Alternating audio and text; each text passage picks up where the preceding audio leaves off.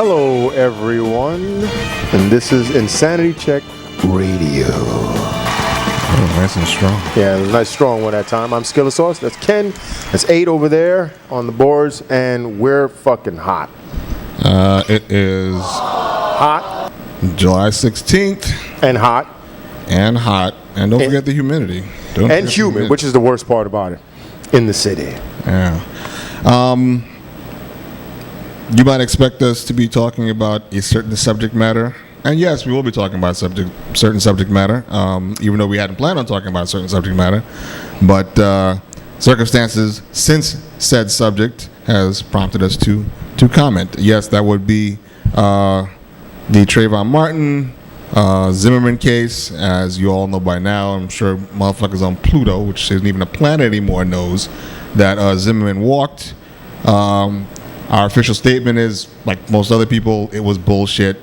You can't fuck with somebody, catch a beating, and shoot him, Yeah. and then be like, okay, I'm standing my ground. That's what I guess the defense was.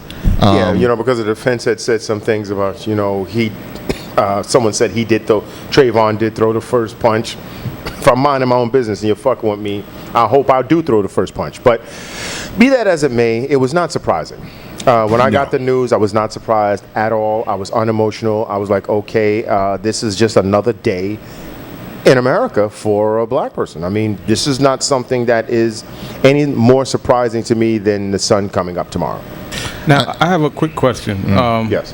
And I don't want to get too deep in it, but if like you're a parent and you had to tell your kid in that type of situation, if someone is following you, like what are you to tell them? Well, see, because as a teenage boy, as a grown ass man now, if somebody's following me, it's like, okay, I'm thinking maybe he's trying to rob me. Like, yeah, right. Because what they basically did was they blamed Trayvon Martin for the incident by saying that because basically he turned the tides. Right. But the whole thing is,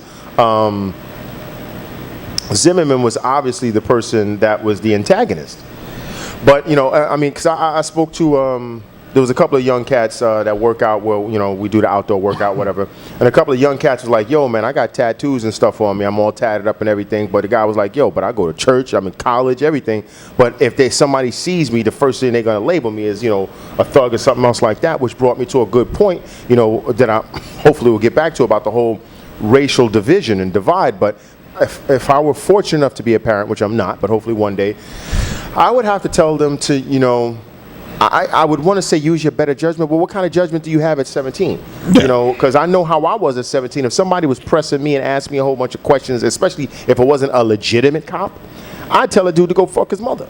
Literally, get the fuck out of my face, man. And and if he dared put his hand on me, or like, yo, you need to hurry up and get out of here, or like was pressing me, I might have hooked off on him. And wound up dead, and I wouldn't be here today. But that's what it is about teens and authority figures, not just black teens, just teens in general. So, as a black person, what I would have to tell my son is to hopefully exercise that you don't necessarily have to always, stand up, it's not like you're always getting punked, because a lot of guys feel like I can't let this get over on me because I'm gonna feel like I'm getting punked. So I would hope that, but then... But, the reality is there's it doesn't really, different protocol for different situations. Yeah. I don't know anybody, well, I don't think we know anybody that's going to be like, if some white dude is coming up on you, he's not a cop, and he's like, blah, blah, blah, you're supposed to run away and hide or some shit like that. Yeah, especially if you have a cause for being where you are. It's not like the guy hopped the gate and was just loitering. He had a purpose for being there. So... like I said, the thing, it didn't surprise me, which I guess would be, a lot of people would be surprised, surprised at the fact that I wasn't surprised. But to me, the thing also that this brings to the forefront is I wish people would embrace racism and stop sweeping it under the rug, because a lot of people always want to say, oh, there's no more racism in America until something like this happens. Then of course all the racism comes out. And I'm like, well, if racism wasn't an issue in this country, think of all of the diseases that existed before penicillin and everything else. In those times, people were like, yo, this is some deadly shit. It's a discussion. Once those, vaccines and everything came out, people don't even talk about that no more because it doesn't exist anymore. You see, if racism didn't exist, you wouldn't have so many people coming out saying, yeah, that guy got what he deserved or whatever. And even in this particular instance, according to Nancy Grace, on the 911 audio, Zimmerman had called Trayvon a fucking coon, which is a racial slur directed specifically at blacks. It's not to any other nationality, specifically at blacks. But then it was changed to punks, which I find interesting, because I still like to know. Yeah, I'd like to know who and how it could change, and if they said there was a problem with the audio, punks, something like, fucking coons, spoons, baboons, cartoons, how the hell do you get punks from coons? You understand what I'm saying? It doesn't sound at all similar. So, and I've had, I'm not on any of the social media or anything like that, but obviously it's all over the television. You can't escape it. And I've had some conversations with some people that are not black. And their basic issue or point was what? Directly to me, I've heard people saying, there was blacks kill blacks all the time, and why is this any different? There's a whole bunch of crime, and blacks shoot people and all this other kind of stuff. What is the difference? That's one of the things I heard.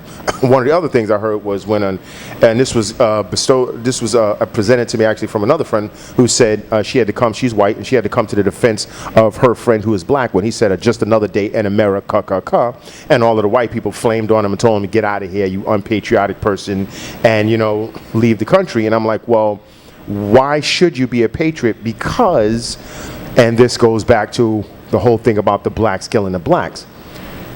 To me, the main focus of this case is one thing and one thing only. He got off. Zimmerman got off. The fact that a black man is dead, or a young black kid is dead, and a white person shot him, or any nationality shoots any nationality, it only seems to be this way when it comes to something being perpetrated against blacks, meaning when a white person or a white Hispanic or a police officer or whatever kills a black person, there's always some excuse or rationale or reason for why and he did what he did, and they get a slap on the wrist, or in this case, a walking pass. When any other thing happens, like a black person kills a black person, well, that's a double win because one nigga's dead and the other nigga's going to jail. So that's great. If a black person kills a white person, death penalty in that state, maximum, and when I'm saying a black person kills a white person, I mean in cases where you pretty much know who did it. I'm not talking about like some investigation, CSI shit where it might or coulda, woulda. I'm talking about when they clearly got you. And that's why, and just real quick, that's why people kind of misunderstood what happened during the OJ case. Yeah. We knew OJ did it. Everybody knew he did it. It is effed up. Speak for yourself. I don't know. That motherfucker did it. And you know what? And that was my racist moment because I was so happy that this the tides will finally turn. Exactly. Just to see how they would feel. Because the fact that two people lost their life is never a good thing. And even though, and this is the case-wise, this is the court, and please remind me when we get to the second break to talk about the case. OJ, I believe, did it, but the way the case was presented, they didn't have proper evidence to convict him, even though in my heart, I feel he did it. But to see the white people go, oh my God, because they knew that this dude was guilty, but they had to deal with the fact that this guy could still make Hertz commercials or whatever and walk. Well, that was your one case. We've had so many cases.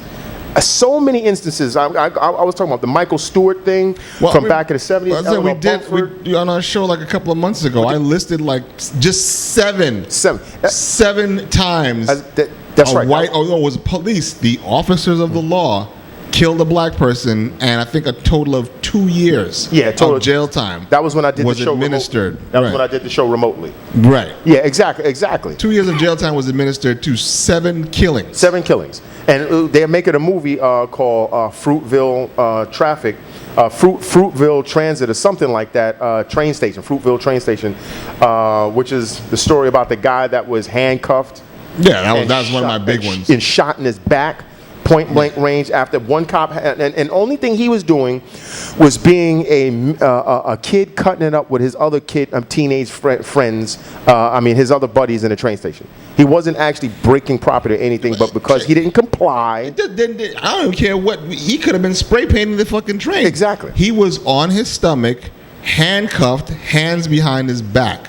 He was wriggling around because maybe the cuffs are too tight or whatever. It doesn't matter because there was a knee in the back of his neck. The cop that had a knee in the back got, I don't know, scared. Even though his partner was standing right behind him, he got up, pulled his gun, and executed this kid with a couple of shots to the back. Of course, he claimed, he thought it was his stun gun. He thought it was a stun gun, which I'm pretty sure they feel different, way different. And all of this stuff, mind you, is captured on video or audio. See, this is the difference. This is why I say white folks need to just be quiet, because this you can't possibly understand. Just imagine if you saw OJ actually chopping up the people or stabbing them or doing something or running out of the house, tripping over some entrails and shit, and then he gets off. And then spiked the knife in the kitchen. Yeah, and then literally spiked the knife in the kitchen and did a touchdown dance, and you actually see this on the at-home surveillance, and he gets away. Because that's how these things are. You got the guy that gets shot 41 times because of his wallet.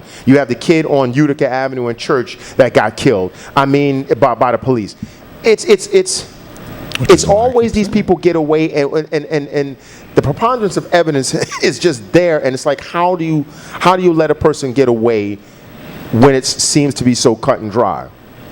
A friend of mine, actually, I was just going through some of the notes and information on this case. Another friend of mine posted on YouTube that he actually feels he can't believe that he actually thought that justice would be served this time. He actually feels stupid. He can't believe his own naivete, as he put it, that he thought that justice was going to be served this time. And again, this is not, this shit has been going on way before our lifetimes. This was standard operating procedure in a large part of this country. So again, this is where you have, and I was trying to explain to a friend of mine, who is a Canadian, so I guess, she's not really a part of this, but I was trying to explain to her that, like what you just said, this notion that, everything is all right now, there's no more racism, things are so much better. Like, yeah, until something happens. Listen, until something happens. Did you guys hear the story in the New York, I think it was the Daily News, about the juror B, what is it? B37 or something like that? Yeah. Wow. B, I don't know, 37, 34, whatever it was. The juror basically referred to Trayvon Martin as the colored boy. Are you serious? Yeah, I mean that's how she refers to him during the interview. Yeah, the colored boy. So, and that's not like the only racist thing she said in her post interview. So how the fuck? That's right, because it was a bunch of, I think pull it up. Hold on. Our California friend told me there was a bunch of women that were on the jury. I don't know how many. I don't know if it was all. 6 women, 5 white, 1 Hispanic. But wait a second. How colored boy? Colored boy? Are you serious? He's trying to be polite. I mean, who the fuck was he? Paula Deen? But this is what I'm trying to explain to you. I mean, you know this, but this is what I'm trying to explain to these people. When I got to my computer job years ago, like it was like the first month or two, I didn't know anybody, nobody knew me. We were all in a room, us technicians, and this kid from Jersey, not fucking Mississippi, from Jersey, was like, hey, what's the name of that, the guy that works in the department, the colored guy? Wow. He said that shit. The colored guy. He wasn't like a wrinkly old white man who fucking used to hang blacks and shit. This kid was like fucking 26 or 27 years old. Well, I mean, and I said to him, and I guess my reputation had forged quickly because everyone looked at me. There's other black people in there, but everybody looked at me, and I was like, "What's a colored guy?" He was like, the black guy. I was like, "Oh, the black guy. Oh, okay." Never heard colored out of his mouth since that time. I was saying, just the perceptions of, for another thing, about how... Actually, you know what? Hold that. Okay. We got to take a quick break. Okay. We'll be back in a couple of minutes. We're trying to make